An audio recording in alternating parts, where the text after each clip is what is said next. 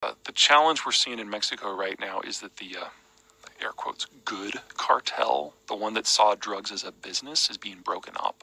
If you remember El Chapo. That's the good cartel? Yeah, remember El Chapo, Sinaloa cartel? Yeah. He thought of himself as a Korean conglomerate president.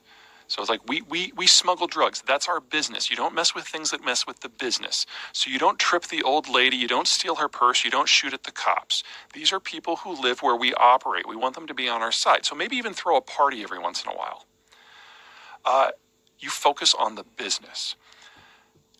We got El Chapo. We removed him from circulation.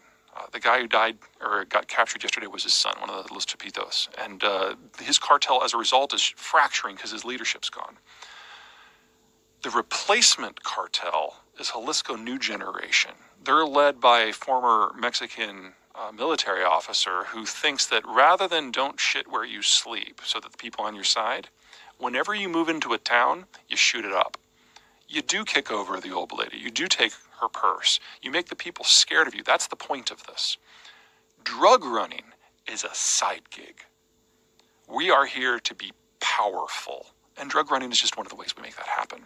And he has taken the fight to every cartel and the Mexican government. And they're in the process of trying to break into the United States. Break in what? Economically? Yeah, El Chapo and the Sinaloa became the largest drug trafficking organization in America under the Obama administration. And one of the reasons our birth rate went down so far so fast is they basically either co-opted or killed American gangs. So they killed the people who were doing the killing. Not a lot of Americans got killed after that. All of the other cartels control the access points in the United States, but Jalisco New Generation now is challenging every single one of them, trying to break through. And if they do, and they bring their business acumen, if you will, north of the border, they're going to start killing white chicks named Sheila in Phoenix, and then we're going to have a very different conversation in this country about the drug war and about trade with Mexico. So when you say that they've killed the gangs, like in what way? Because that is an interesting thing that you don't hear a lot about American gangs anymore. Well, that's because they're not there to the same degree. So the Sinaloa, they co-opted the Hispanic gangs, especially the Mexican gangs, because there wasn't a language barrier there. And they really targeted and gutted a lot of the African-American gangs. They took over drug smuggling and distribution from them to deny them income, and then they just shot a lot of people. And when did this take place? That happened during the 2000s.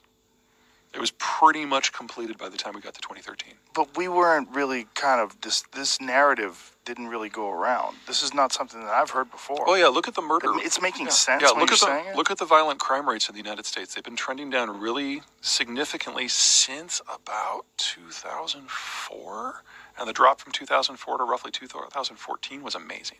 That's largely Sinaloa. So they have silently sort of invaded and taken over the distribution and taken over the gang activities. Right, and this is El Chapo's cartel that is now getting broken up. And as soon as you have more players, more violence is going to happen, especially against one another. And that's one of the reasons that the murder rate in Mexico has skyrocketed in the last 3 years. Do you know who